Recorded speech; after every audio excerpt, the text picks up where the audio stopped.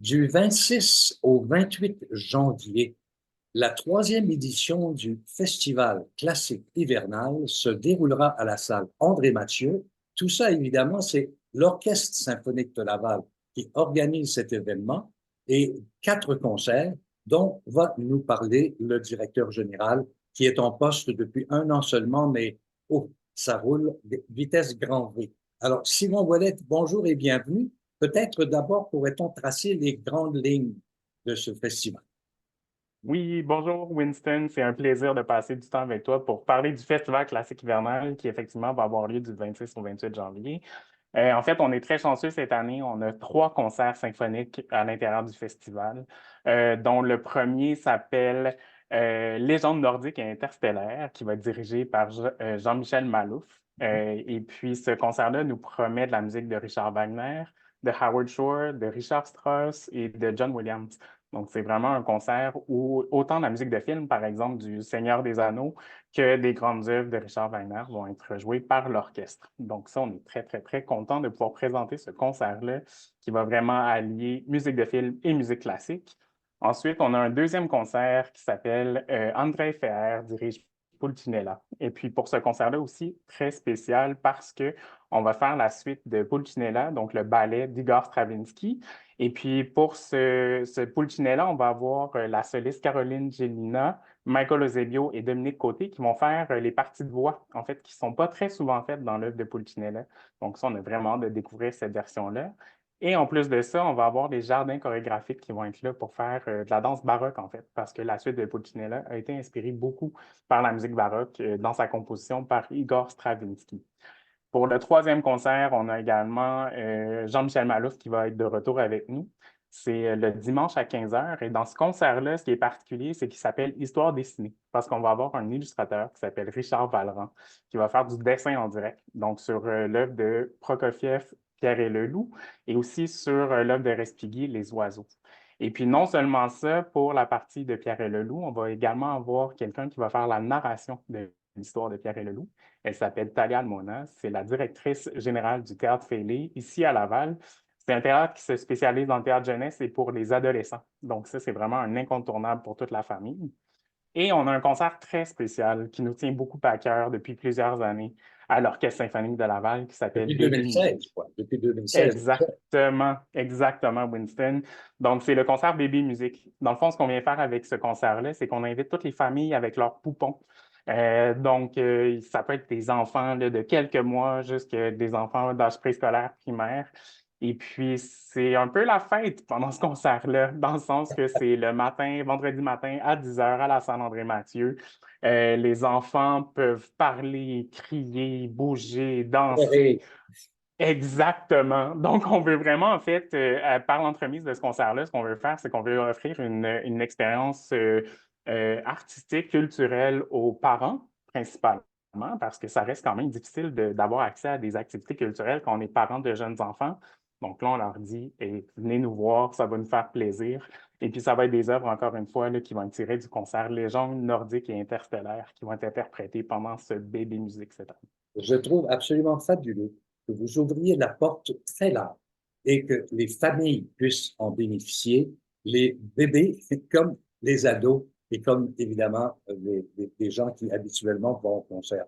C'est une excellente façon aussi de s'initier à une forme de musique que souvent on considère comme étant un peu sérieuse, un peu structurée, tout ça. Alors, pour avoir été témoin, entre autres, de Bébé Musique, c'est absolument fascinant de voir le rapport que les mamans, parce qu'il y a surtout des mamans, il y a des papas aussi, mais en même temps, ces mamans, moi, j'en doute pas, devaient faire écouter de la musique à leurs enfants quand elles le portaient, quand elles les portaient, ces enfants-là.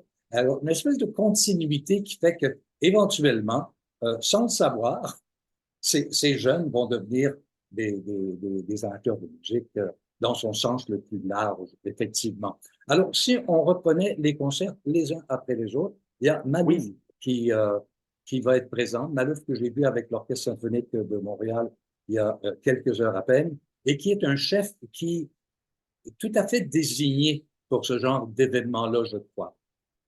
Tout à fait. Puis en fait, Jean-Michel, pour la petite histoire, moi, j'ai travaillé avec lui quand il était chef assistant à l'Orchestre symphonique de Thunderbee.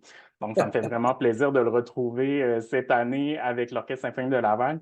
Puis Jean-Michel, c'est un excellent communicateur. C'est quelqu'un qui a une très grande facilité aussi d'approche avec les gens. Donc, pour ces concerts-là, c'était un chef tout désigné.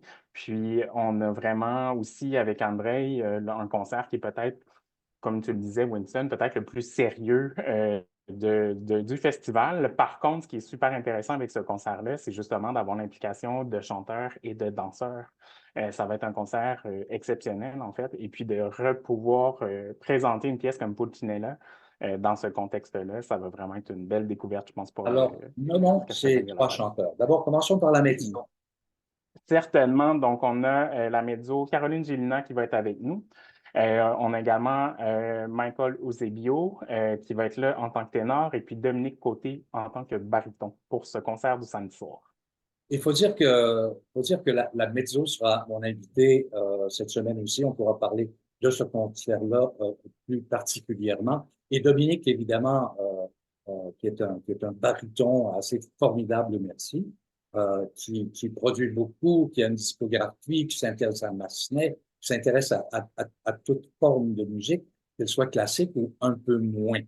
Cela dit, Exactement. tu as une équipe. Tu as une équipe, bon, ça Oui, fait seulement une année que tu es là, mais moi, j'ai l'impression, pour y aller régulièrement, que tu es comme un peu dans tes pantoufles là-bas.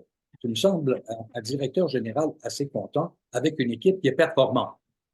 exactement, tu as tout à fait raison, Winston. Puis je suis très, très, très content, en fait, de la dernière année que je viens de faire avec l'OSL. J'ai des collègues qui sont exceptionnels. J'ai Aude Lestra, qui est aux communications et au marketing, qui me donne un très bon coup de main. C'est elle qui est responsable là, de tout, toute la promotion que vous voyez sur mes réseaux sociaux. D'ailleurs, je vous invite à nous suivre là, autant sur Facebook, Instagram, LinkedIn. J'ai également Karine Breton, qui est une bassoniste, en fait, à la base, avec qui j'ai travaillé aussi à l'Orchestre symphonique de Thunderbee et que j'ai été recrutée pour s'occuper des opérations artistiques. Karine qui a une très, très belle expérience, là, tant au niveau musicienne qu'au niveau de l'administration. Donc, ça, c'est un très bel ajout à l'équipe. Et puis, j'ai également Catherine Radburn, qui est notre agente administrative qui nous aide. Dans le fond, c'est un peu la colle du bureau, là. Elle fait en sorte que tout se passe bien entre nous tous, que la communication se passe bien. Et puis, je voudrais aussi souligner le travail du conseil d'administration de l'OSL qui a été très, très, très présent dans les dernières années, qui a eu, d'ailleurs, merci Winston de ton implication au courant des dernières années sur le conseil d'administration. Donc, très content d'avoir, entre autres, Claude Chouanière, qui est notre président. Et évidemment, les musiciens de l'OSL, pour moi, ça a toujours été la raison pour laquelle je fais mon travail. C'est pour les musiciens, c'est pour la communauté également.